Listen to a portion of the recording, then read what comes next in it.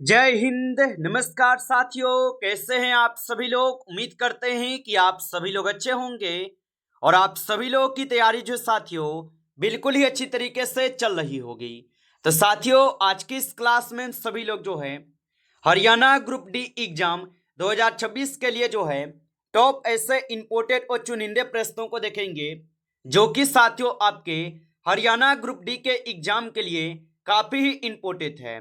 तो आप जो इस क्लास को बिल्कुल अच्छी तरीके से लास्ट तक देखिएगा और इस क्लास में दिए जाने वाले इन सभी क्वेश्चनों को आप अच्छी तरीके से जरूर याद कर लीजिएगा, जिससे कि आप जो अपने एग्जाम में सभी क्वेश्चनों को आसानी तरीके से बना पाएंगे। तो चलिए साथियों, क्लास को स्टार्ट करते हैं और देखिएगा कि क्वेश्चन जो है क्या पूछे गए। साथियों, यहाँ पे क्वेश्चन है पहला नंबर, हरियाणा राज्य का गठन 1 नवंबर 1966 को किस अधिनियम के अंतर्गत जो है हुआ था। चलिए बताएंगे। ये सारे क्वेश्चन साथियों आपके हरियाणा ग्रुप डी के एग्जाम के लिए काफी इंपोर्टेंट और चुनिंदे क्वेश्चन है, जो आपके पेपर में यहाँ से क्वेश्चन आपको 100% जो है ये सारे क्वेश्चन आपको पूछे जाएंगे। तो आप अच्छे से इन सारे क्वेश्चन को आप याद कर लीजिएगा और बताइएगा हरियाणा राज्य का गठन 1 नवंबर 1966 को किस अधिनियम के अंतर्गत जो है हुआ था। तो इनका गठन होते हैं आपके पंजाब पुनर्गठन अधिनियम 1966 के तहत। ऑप्शन ए जो है यहाँ पे इस क्वेश्चन का सही जवाब दिए गए, याद रखेंगे। चलिए अगला क्वेश्चन यहाँ पे है। क्वेश्चन है कि हरियाणा के किस जिले का क्षेत्र राष्ट्रीय राजधानी क्षेत्र के प्रभाव क्षेत्र में आता है और औद्योगिक विकास के लिए जो है विशेष रूप से जाना जाता है। तो याद रखेंगे, हरियाणा के किस जिले का क्षेत्र राष्ट्रीय राजधानी क्षेत्र के प्रभाव क्षेत्र में आता है और औद्योगिक विकास के लिए विशेष रूप से जाना जाता है। तो ये हो जाएंगे आप सभी लोग का गुरुग्राम। ऑप्शन बी को सही जवाब करेंगे, गुरुग्राम होगा। चलिए अगला क्वेश्चन यहाँ पे आप देखेंगे और यहाँ पे क्वेश्चन है कि हरियाणा में स्थित राखी गढ़ी पुरातात्विक स्थल मुख्यतः किस सभ्यता से संबंधित है। तो हरियाणा में स्थित राखी गढ़ी पुरातात्विक स्थल मुख्यतः किस सभ्यता से संबंधित है। तो यह सभ्यता से संबंधित है सिंधु घाटी सभ्यता से। ऑप्शन यहाँ पे बी जो है सही जवाब होगा। चलिए अगला प्रश्न यहाँ पे आप देखेंगे और यहाँ पे प्रश्न है आपसे, हरियाणा की कौन सी नदी मुख्यतः मौसमी प्रकृति की है और दक्षिण पश्चिम हरियाणा के जल प्रभाव से संबंधित है। तो याद रखेंगे, हरियाणा की कौन सी नदी मुख्यतः मौसमी प्रकृति की है और दक्षिण पश्चिम हरियाणा के जल प्रभाव से संबंधित है। तो ये आपके घग्गर नदी हो जाएगा। ऑप्शन बी को सही जवाब करेंगे, घग्गर नदी है। चलिए अगला क्वेश्चन यहाँ पे आप देखेंगे, हरियाणा में सूरजकुंड अंतरराष्ट्रीय शिल्प मेला मुख्यतः किस जिले में आयोजित जो है किया जाता है। चलिए बताइए। तो हरियाणा में सूरजकुंड अंतरराष्ट्रीय शिल्प मेला मुख्यतः किस जिले में आयोजित किए जाते हैं। तो यह किए जाते हैं कहाँ पे, तो फरीदाबाद में। ऑप्शन यहाँ पे बी सही जवाब है, फरीदाबाद में। चलिए अगला प्रश्न यहाँ पे देखेंगे और यहाँ पे प्रश्न है कि हरियाणा के किस क्षेत्र को पारंपरिक रूप से बागर और खादर जैसी भौगोलिक विशेषताओं से जो है न समझा जाता है। तो हरियाणा के किस क्षेत्र को पारंपरिक रूप से बागर और खादर जैसी भौगोलिक विशेषताओं से समझा जाता है। तो इससे समझे जाते हैं आपके यमुना के मैदान से। ऑप्शन यहाँ पे जो है बी सही जवाब है, यमुना के मैदान से। चलिए अगला प्रश्न यहाँ पे देखेंगे और यहाँ पे प्रश्न है, हरियाणा का कौन सा जिला कपास उत्पादन के लिए विशेष रूप से जो है जाना जाता है। तो याद रखेंगे, हरियाणा का कौन सा जिला कपास उत्पादन के लिए विशेष रूप से जाने जाते हैं। तो यहाँ पे आपके सिरसा जिला होगा। ऑप्शन ए सही जवाब है, सिरसा जिला। चलिए अगला क्वेश्चन यहाँ पे देखेंगे कि मुर्रा किससे संबंधित जो है प्रसिद्ध नस्ल है।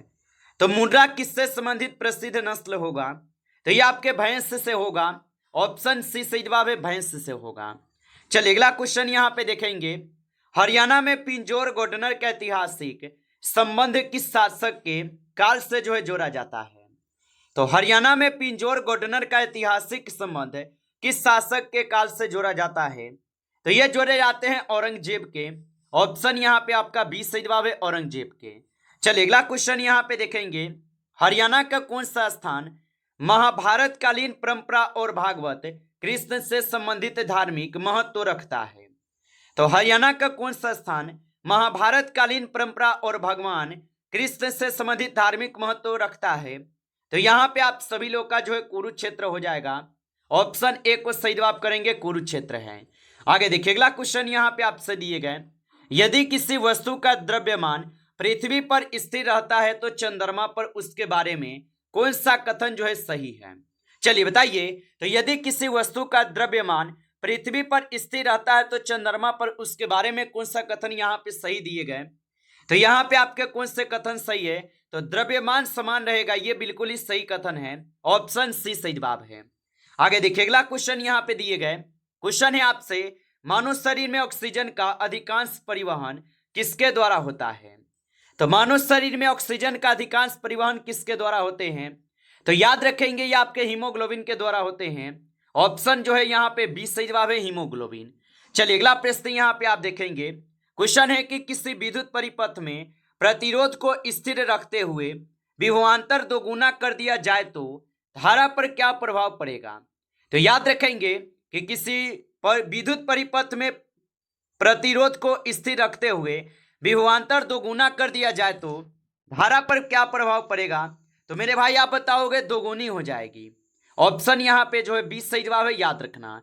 चलिए आगे देखिए अगला क्वेश्चन यहाँ पे दिए गए 40 नंबर क्वेश्चन है कि प्रकाश संश्लेषण के दौरान पौधों द्वारा वायुमंडल में मुख्यतः कौन सी गैस जो है छोड़ी जाती है?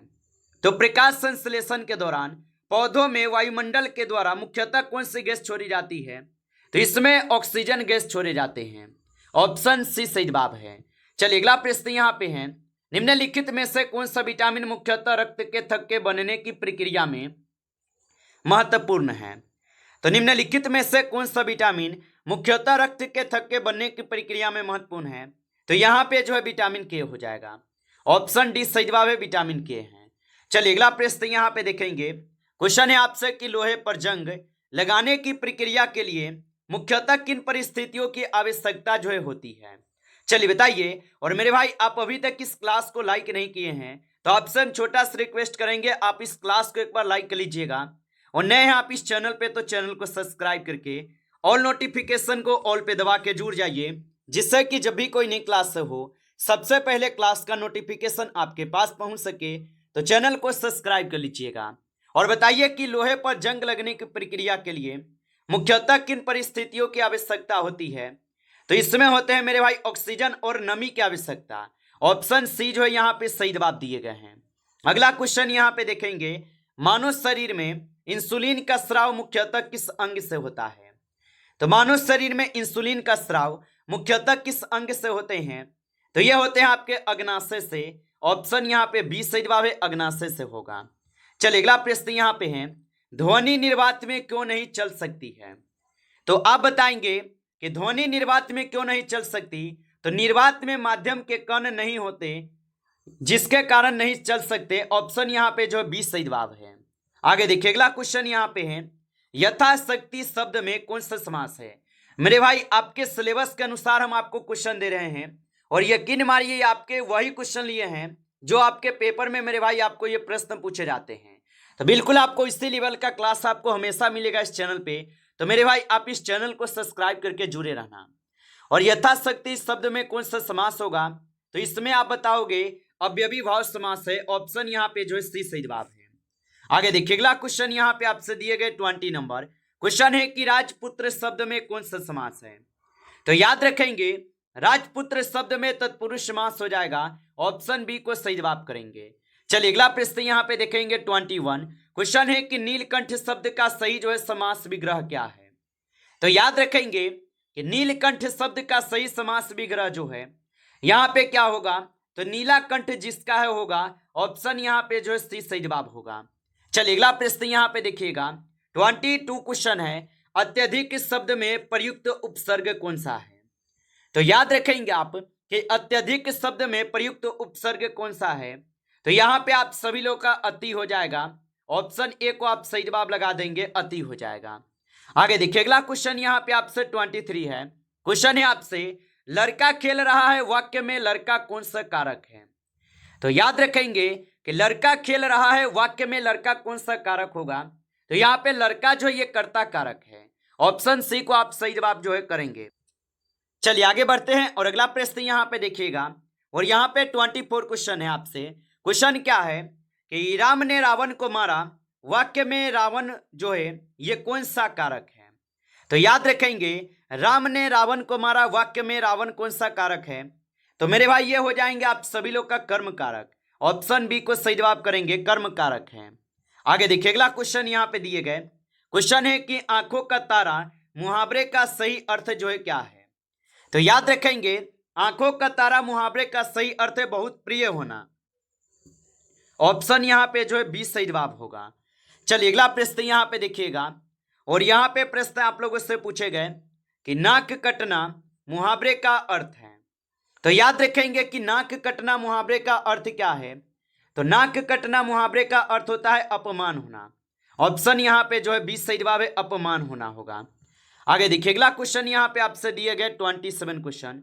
निम्नलिखित में से शुद्ध वाक्य जो है कौन सा है? चलिए बताइए, तो निम्नलिखित में से शुद्ध वाक्य कौन सा है? तो यहाँ पे शुद्ध वाक्य कौन है? तो आप बताएंगे मुझे हिंदी आती है, ये आपके शुद्ध वाक्य हैं। ऑप्शन सी जो है सही जवाब है। आगे देखिए अगला क्वेश्चन यहाँ पे है, हरियाणा का कौन सा शहर वैज्ञानिक कृषि अनुसंधान एवं कृषि शिक्षा के लिए विशेष रूप से जो है प्रसिद्ध है? तो हरियाणा का कौन सा शहर वैज्ञानिक कृषि अनुसंधान एवं कृषि शिक्षा के लिए विशेष रूप से प्रसिद्ध होगा? तो यहाँ पे आप सभी लोग के हो जाएंगे हिसार। ऑप्शन ए जो है सही जवाब है, हिसार होगा। आगे देखिए अगला क्वेश्चन यहाँ पे दिए गए, चौधरी चरण सिंह हरियाणा कृषि विश्वविद्यालय कहाँ स्थित है? तो चौधरी चरण सिंह हरियाणा कृषि विश्वविद्यालय कहाँ स्थित है? तो यह स्थित होगा हिसार में। ऑप्शन बी को आप सही जवाब करेंगे, याद रखिएगा। आगे देखिए अगला क्वेश्चन यहाँ पे 30 नंबर है, हरियाणा का कौन सा क्षेत्र पारंपरिक फुलकारी कढ़ाई की संस्कृत परंपरा से विशेष रूप से जो है प्रभावित रहा है? तो ये हो जाएंगे आपके उत्तरी हरियाणा। ऑप्शन जो है 20 सही जवाब है, उत्तरी हरियाणा होगा, याद रखेंगे। चलिए अगला प्रश्न यहाँ पे देखेंगे आप। क्वेश्चन है कि हरियाणा में सुल्तानपुर राष्ट्रीय उद्यान किस जिले में स्थित है? तो हरियाणा में सुल्तानपुर राष्ट्रीय उद्यान किस जिले में स्थित है? तो यहाँ पे आप इस क्वेश्चन का सही जवाब ऑप्शन ए करेंगे, गुरुग्राम में होगा। ऑप्शन ए सही जवाब है। चलिए अगला प्रश्न यहाँ पे देखेंगे, हरियाणा की सीमा निम्नलिखित में से किस राज्य से नहीं लगती? तो याद रखेंगे, हरियाणा की मध्य प्रदेश सीमा जो है ये आपके उत्तरी राज्यों से नहीं लगती। ऑप्शन डी को सही जवाब करेंगे। आगे देखिए अगला प्रश्न यहाँ पे दिए गए, हरियाणा में स्थित मोरनी पहाड़ियां किस जिले में है? तो याद रखेंगे आप, हरियाणा में स्थित मोरनी पहाड़ियां किस जिले में होगा? तो ये आपके हो जाएंगे किस जिले में? तो ये आपके पंचकुला में है। ऑप्शन यहाँ पे 20 सही जवाब है, पंचकुला। चलिए अगला प्रश्न यहाँ पे है, यदि अग्नि का पर्यायवाची अनल है तो जल का उपयुक्त पर्यायवाची जो है कौन सा है? तो यदि अग्नि का पर्यायवाची अनल है तो जल का उपयुक्त पर्यायवाची जो है कौन सा है? तो यहाँ पे आप सभी लोग का नीर हो जाएगा। ऑप्शन बी जो है सही जवाब है, नीर होगा। आगे देखिए अगला क्वेश्चन यहाँ पे है, निम्नलिखित में से उन्नति का विलोम शब्द जो है कौन सा है? तो निम्नलिखित में से उन्नति का विलोम शब्द होता है औन्नति। ऑप्शन सी जो है सही जवाब है, औन्नति होगा। अगला क्वेश्चन यहाँ पे है, हरियाणा के किस जिले में बरखल झील जो स्थित है? तो हरियाणा के किस जिले में बरखल झील स्थित है? तो ये आपके फरीदाबाद जिले में है। ऑप्शन आपका 20 सही जवाब होगा। चलिए अगला प्रश्न यहाँ पे है, हरियाणा का लौह पुरुष जो है के नाम से किसे जो है जाना जाता है? तो हरियाणा का लौह पुरुष के नाम से किसे जानते हैं? तो ये जानते हैं किसे? तो ये चौधरी छोटू राम को जानते हैं। ऑप्शन बी जो है सही जवाब है, चौधरी छोटू राम हो जाएगा। आगे देखिए अगला क्वेश्चन यहाँ पे है कि दुर्गति शब्द में प्रयुक्त उपसर्ग जो है कौन सा है? तो याद रखेंगे कि दुर्गति शब्द में प्रयुक्त उपसर्ग कौन सा है? तो यहाँ पे आप सभी लोग का सही जवाब ऑप्शन ए जो है सही जवाब है, दूर होगा। ऑप्शन ए सही जवाब है। आगे देखिए अगला क्वेश्चन है कि किसी वस्तु का तापमान बढ़ने पर सामान्यतः उसके अणुओं की औसत गतिज ऊर्जा पर क्या प्रभाव पड़ता है? तो किसी वस्तु का तापमान बढ़ने पर सामान्यतः उसके अणुओं की औसत गतिज ऊर्जा पर क्या प्रभाव पड़ता है? तो इस पे पढ़ते हैं आप सभी लोग का क्या? तो आप बताएंगे ये बढ़ती है। ऑप्शन बी जो है सही जवाब है, याद रखेंगे। चलिए अगला क्वेश्चन यहाँ पे देखेंगे 40 नंबर। क्वेश्चन है कि हरियाणा में कपिल मुनि का मेला मुख्यतः किस स्थान से संबंधित है? तो हरियाणा में कपिल मुनि का मेला मुख्यतः किस स्थान से संबंधित है? तो ये आपके कलायत से संबंधित हो जाएगा। ऑप्शन ए जो है सही जवाब है कलायत से होगा। नमस्कार साथियों, इस क्लास में टॉप आपके 40 क्वेश्चन थे जो काफी इंपॉर्टेंट क्वेश्चन थे। साथियों यदि आपको क्लास अच्छा लगा हो तो क्लास को लाइक करेंगे और नए जुड़े हैं आप इस चैनल पे तो चैनल को सब्सक्राइब करके ऑल नोटिफिकेशन को ऑल पे दबा के जुड़ जाइए, जिससे कि जब भी कोई नई क्लास हो सबसे पहले जो है क्लास का नोटिफिकेशन आपके पास पहुंच सके। तो चैनल को सब्सक्राइब कर लीजिएगा। चलिए फिर मिलते हैं आपसे नेक्स्ट टॉपिक के साथ नेक्स्ट क्लास में, तब तक के लिए जय हिंद जय भारत।